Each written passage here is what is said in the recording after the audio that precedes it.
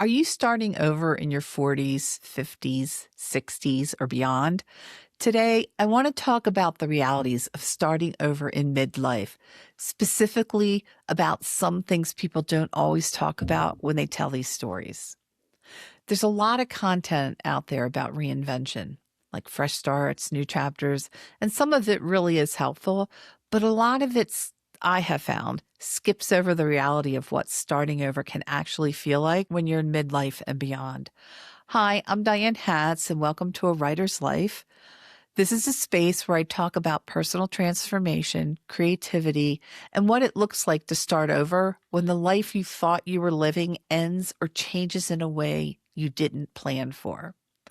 I'm still going through my life reset and reinvention myself, and I wanted to share some things I've experienced and noticed since everything fell apart in my life. Starting over in midlife tends to be disorienting for most people, and in a way that's hard to explain unless you've gone through it.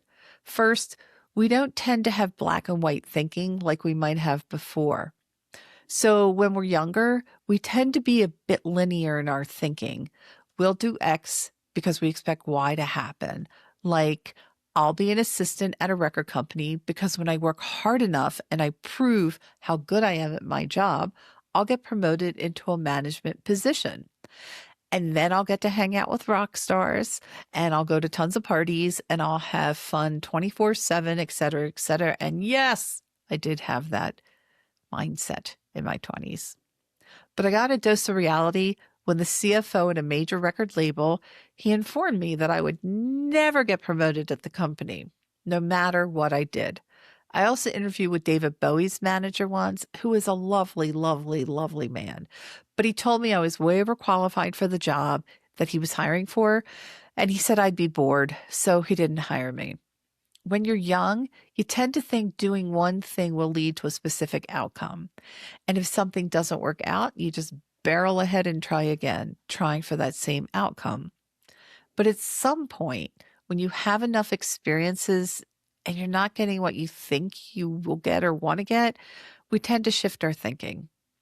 For example, right now, I'm working really hard to write and publish books and to sell enough of them to make a living off my writing and related work like this YouTube channel. I don't know if this YouTube channel will ever make money, but I'm challenging myself being on camera. I used to not let people take photos of me, but I'm doing it. And I've learned enough to know that things often don't work out the way we think they will. So I'm not expecting what I'm working toward to happen exactly as I've planned, hoping it'll be better.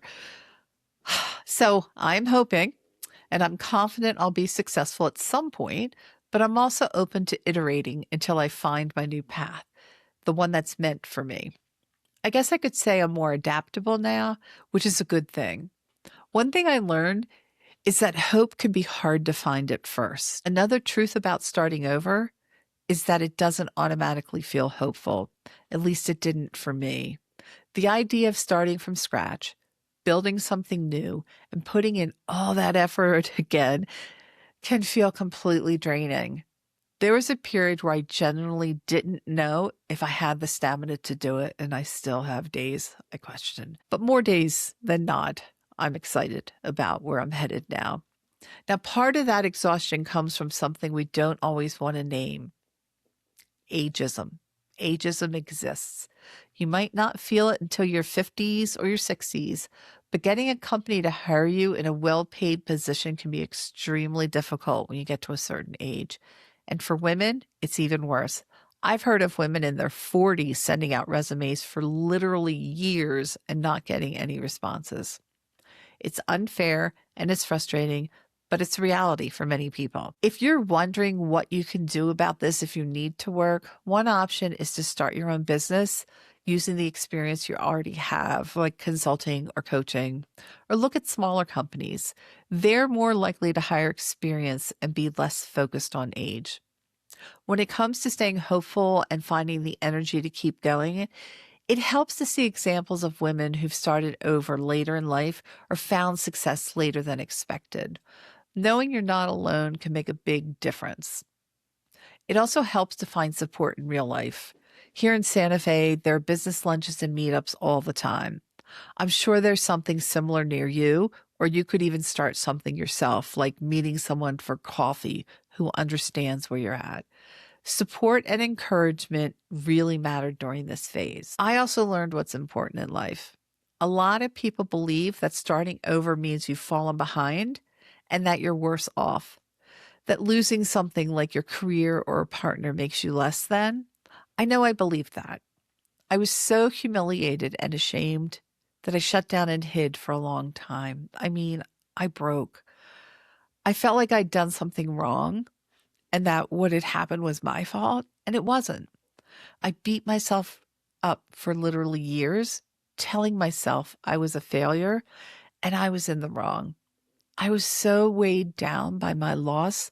I mean, I didn't just lose my job, I completely lost myself. And I won't sugarcoat this, it was nearly unbearable for almost a year. I was in a daze, existing but not living, and not knowing where to turn or what to do. And I felt so alone. And I know I'm not alone in this. At the time, I couldn't see that by losing everything, I had gained so much more. I was given freedom and a chance to create the life I always wanted to have. After you go through a huge loss and you start to find your footing again, you learn a life skill never people will. You learn what really matters. I've been brainwashed to believe that making money, having a successful, whatever successful is, career, and finding a husband was the point of life. When those things didn't happen, I thought it was the end of the world. Now I'm like, if it happens, great. If it doesn't, also great. My priorities shifted. Now, don't get me wrong.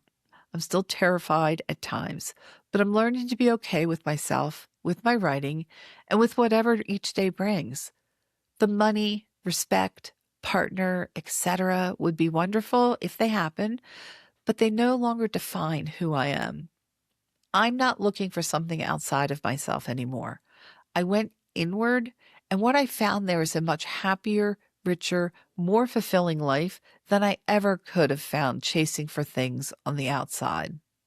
So if you're starting over later in life and it feels confusing, exhausting, or lonelier than you expected, you're not doing it wrong. This part just doesn't get talked about very openly. I'm still in this myself. I don't have it all figured out, and I'm not trying to present some pie in the sky success story. What I'm doing is talking through the reality of rebuilding a life one step at a time and being honest about that, what that actually looks like. I think there are more of us than we realize. If you're somewhere in the middle of your own reset, I hope you'll stick around. I'll be sharing more about what I'm learning as I go, both personally and creatively. I'd love to hear where you are in your own starting over story. And until next time, thanks for being here.